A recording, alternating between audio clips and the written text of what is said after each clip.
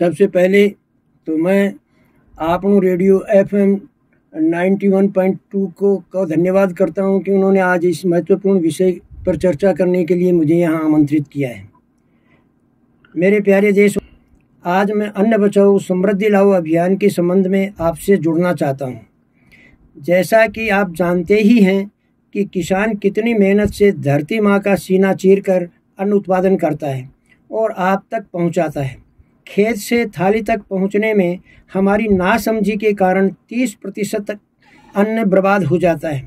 और दूसरी तरफ UN की रिपोर्ट के अनुसार भारत में 20 करोड़ लोग आज भी ऐसे हैं जिनको एक ही समय भोजन मिल पाता है, दूसरे समय का भोजन उन्हें नसीब नहीं होता। एक सर्वे के अनुसार विवाह शादियों, सार्वजनिक प्रीति भोजों में 20 से 30% जूठन के रूप में भोजन को व्यर्थ नाली में बहाकर हम अन्न को बर्बाद कर देते हैं। यह जूठन किसी के भी काम नहीं आती। जूठन छोड़ने से कई समस्याएं पैदा होती हैं। पहली, जूठन का निस्तारण एक बड़ी समस्या बन जाता है। इसको फेंकने पर इससे ग्रीन हाउस गैसेज उत्पन्न होती हैं। इससे पर्यावरण प्रदूषण हो जाता है। एक तरफ पर्यावरण बचाने के लिए हम वृक्षारोपण करते हैं और दूसरी तरफ जूठन को खुले में डालकर पर्यावरण को प्रदूषित करने में लगे हुए हैं। दूसरी समस्या, जूठन के रूप में फेंके गए भोजन में कई बार फूड पॉइजनिंग हो जाता है। इसको खाने से पशु पक्षी मर जाते हैं। इससे पर्यावरण का संतुलन बिगड़ जाता है। तीसरी, भारतीय संस्कृति में अन्न को देव माना गया है। जूठन के रूप में फेंककर हम अन्न देव का अपमान कर रहे होते हैं। चौथी, अन्नदाता किसान का भी हम अनजाने में अनादर कर रहे हैं। कितनी कठिनाई से उत्पन्न अन्न को यूं ही नाली में फेंक देते हैं। इससे किसान के मन को कितनी ठेस पहुंचती होगी। भारतीय संस्कृति में अतिथि देवो भव के भाव से आपको भोजन करने का निमंत्रण मिलता है और हम उसके इस भाव को जूठन के रूप में भोजन छोड़कर तिरोहित कर देते हैं। यद्यपि आपको निमंत्रण देने वाला आपको कुछ कहता तो नहीं, किंतु वह मन ही मन कितना पछता रहा होगा कि ये मेरे देव कितने जूठन छोड़कर अपना देवत्व भूल रहे हैं। 20 से 25% जूठन छोड़ने का तात्पर्य है 1000 व्यक्तियों के भोजन में से 250 व्यक्तियों के भोजन को जूठन के रूप में छोड़कर व्यर्थ नाली में बहा दिया जाता है। इससे कितनी आर्थिक हानि होती है, यह समझने की बात है।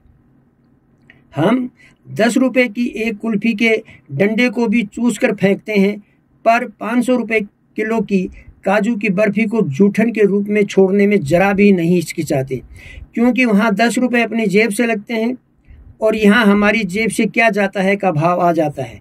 ये धारणा भी गलत है, क्योंकि निमंत्रण देने वाला भी आपके परिवार, आपके रिश्तेदार या आपका घनिष्ठ होता है, तो उसको होने वाला नुकसान भी हमारा ही नुकसान होता है। ये हमें सोचना चाहिए।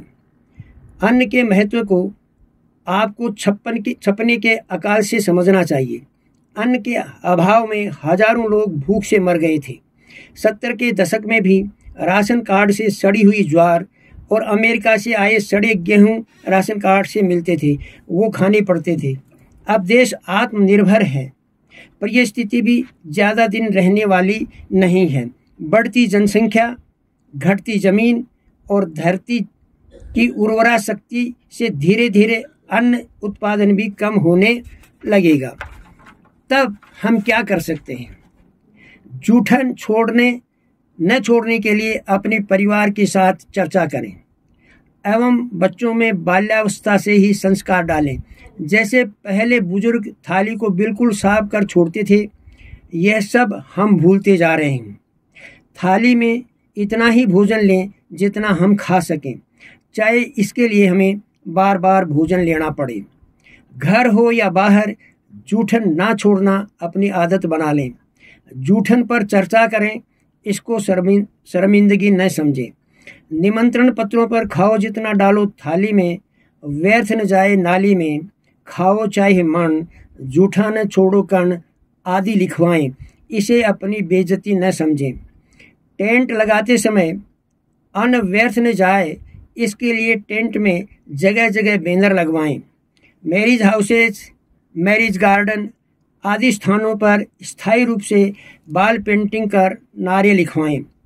शिक्षक, साहित्यकार, पत्रकार, tent house, caterer, printing press, धर्मगुरु, कथावाचक और आप स्वयं भी व्यक्तिगत रूप से जूठन न छोड़ने के लिए लोगों को प्रेरित करें। युवा पीढ़ी व महिलाओं की भी महत्वपूर्ण भूमिका रहती है। वे अपनी भूमिका का भली प्रकार निर्वहन करें। हर व्यक्ति देश सेवा के इस महायज्ञ में अपनी आहुति दे सकता है। अन्न का बचाना भी देश सेवा का ही एक स्वरूप है। आओ हम सब मिलकर जूठन के रूप में होने वाली बर्बादी को रोकने के लिए आज से ही संकल्प लें और सेवा का मौका हाथ से न जाने दें। यदि हम ऐसा नहीं कर पाए तो भविष्य में हमें इसका खामियाजा भुगतना पड़ेगा।